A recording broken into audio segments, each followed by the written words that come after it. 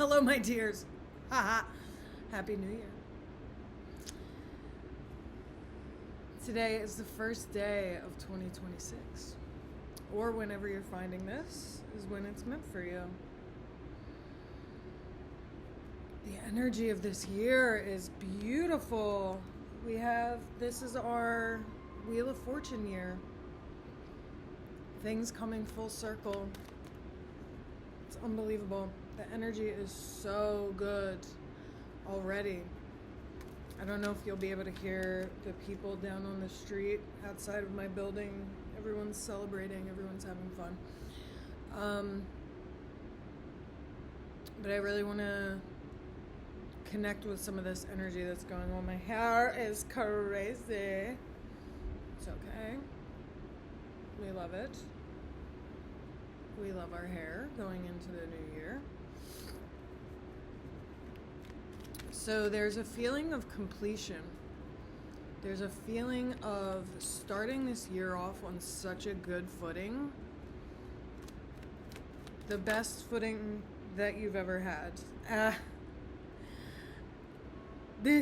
So we're starting this year from a better place than we've ever started a year. Our money is right. Our skin is clear. We are just in love with life. And it's like, you're starting this year off at such a good place. And it can only go up from here because you've spent so many years building such a solid foundation for yourself that now all you have to do is keep up with that. Keep up with those practices. Keep up with your beautiful rituals. Maintain your beautiful friendships. Maintain your beautiful healing practices. Go deeper. Stay consistent. I had a feeling that this was going to be a love reading because that's just what I felt. So we're going to tap into some love messages here. Excuse me while I remove the bougies from my nose. So I feel like you just said goodbye to someone, which was just yet another marker of the healing that you've done. It showed you how you are no longer talking about it. You are practicing the things that you've learned over a very long healing journey. And there's somebody who is not happy about it. They miss you. They feel like your energy was, I just heard life-saving. Like you have this life-saving energy about you. You have this nurturing, soothing energy about you, and perhaps your softness and kindness and spirituality was mistaken for the energy of someone who would always be there, no matter how this person that you said goodbye to treated you or acted. They just thought, oh, this person is so giving and so loving, I can just kind of show up however I want and they'll always be there. But you told them, you said to them, listen, we're not doing things this way. This is hurting me. This is damaging me.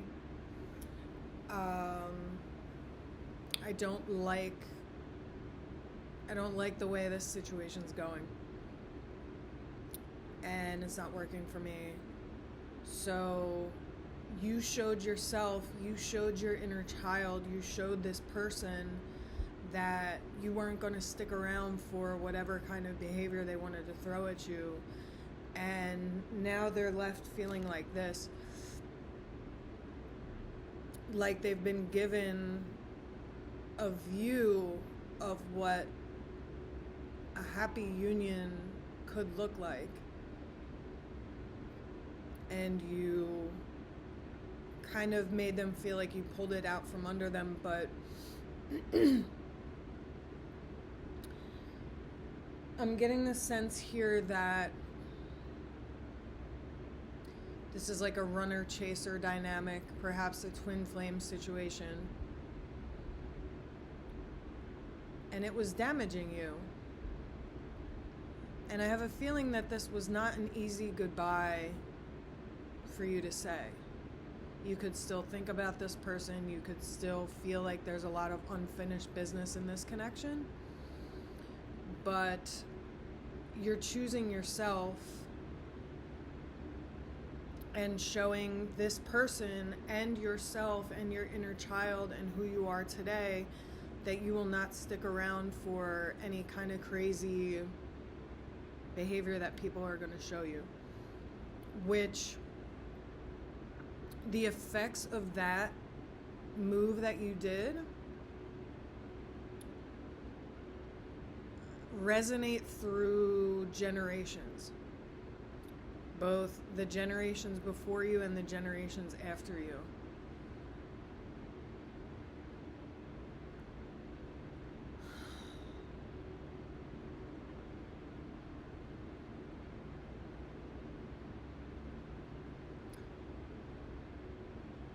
We have to realize that when we make these healthy decisions for ourselves, we're not just doing it for ourselves.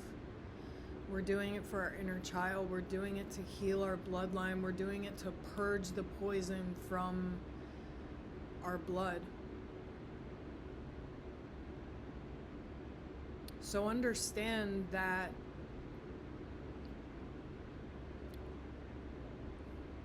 when you stood up for yourself in this situation, and I think you see the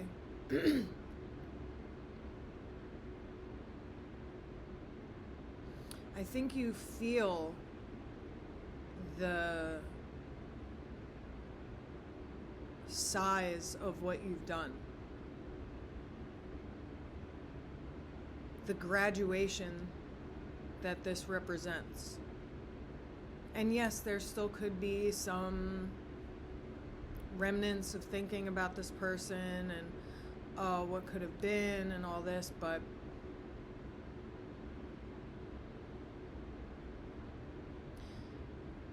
this person, like, rest assured this person misses you and they understand what they lost. And if this person that you're dealing with is avoidantly attached, perhaps it was you are the more anxious attached leaning person and they're the more avoidantly attached leaning person, understand that there's a lot of discourse online about avoidantly attached people are evil, they're doing this on purpose, you should block and ignore a person as soon as you find out they're avoidant. Like, let's talk really honestly. We talk a lot on this channel about avoidantly attached people are not evil. Just as anxious or disorganized attached people are not evil. We are all suffering the consequences of a childhood that wired our brain a certain way where, you know, this person just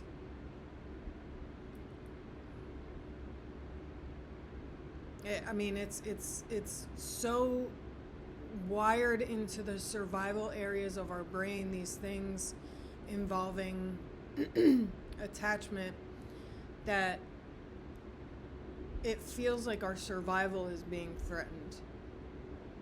Because it goes back to when you were a baby, your survival depended on your primary caregivers.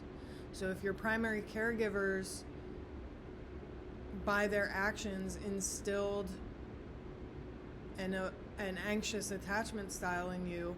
Now, as an adult, when you perceive an energetic shift in your partner or you perceive some kind of abandonment, that feels like you're dying. Believe me, I know. And the way that avoidantly attached people were wired is that closeness and intimacy feels like they're dying. They feel unsafe. They feel like their survival is being infringed upon. So I feel like what you really need to take away and what you really need to understand is that this person was not doing something evil to you. They see your worth. They see your worth. Probably more than most people that you've been with.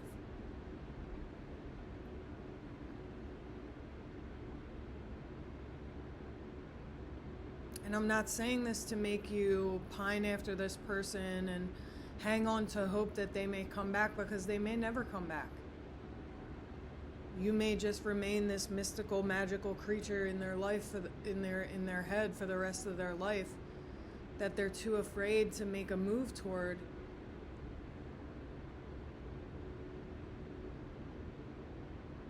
But I really hope to humanize avoidantly attached people with this, because this causes suffering, this dynamic causes suffering in the avoidant just as it does you. And having come from a long healing journey, working on healing my disorganized attachment style, where I feel like I truly am developing a secure attachment style today, but having experienced a disorganized attachment for so many years, I can say, like, it's extraordinarily painful to watch these dynamics play out and feel like there's nothing you can do about it. It is very hard to rewire the survival areas of our brain,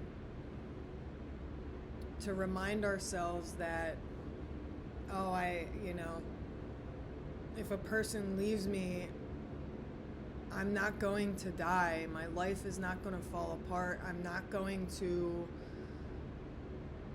lose the light in my life because this person's walking away. They're actually doing me a favor. They're creating room in my life for my God-given, God-destined partner to come in.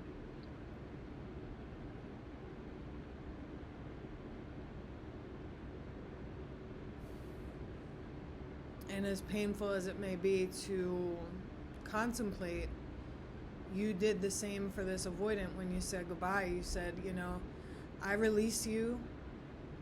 I take this leap of faith to release you, and I pray that you find what is best for you in this life. You created that room in their life for them to find their God-destined person, or to spend many years or however long it's going to take to develop a secure attachment style.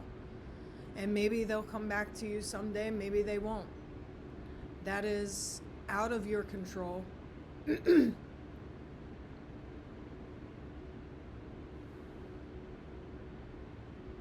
And even if they do come back, wouldn't you want them to find you as fulfilled and happy and grounded and healthy and complete without them as possible, so that the same dynamic doesn't play out again, where you are pulling on them energetically, where every micro expression of their face that changes, you feel like you're being abandoned and threatened, your survival is being threatened?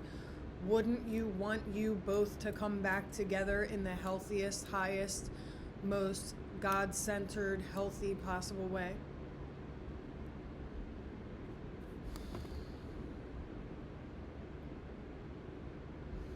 So I feel like this avoidant that you've said goodbye to, if I could channel anything through from them to you, would be, you didn't do anything wrong.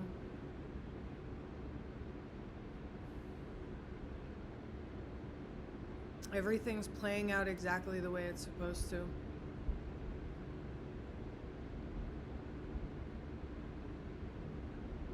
Us meeting each other was perfect.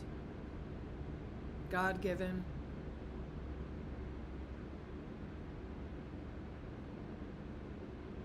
Us parting was perfect. God-given.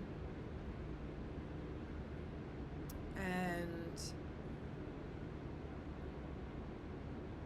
the healing that you're experiencing in their absence is astounding. And the less you pull on this person, the more freedom that you give yourself to live the life that you're supposed to live and to attract the connections that belong in your life. Healthy, free, joyful, God-centered connections. It's a beautiful year, baby. It's going to be an unbelievable year. I'm so grateful for you all. Ah, thank you. I'll see you next time.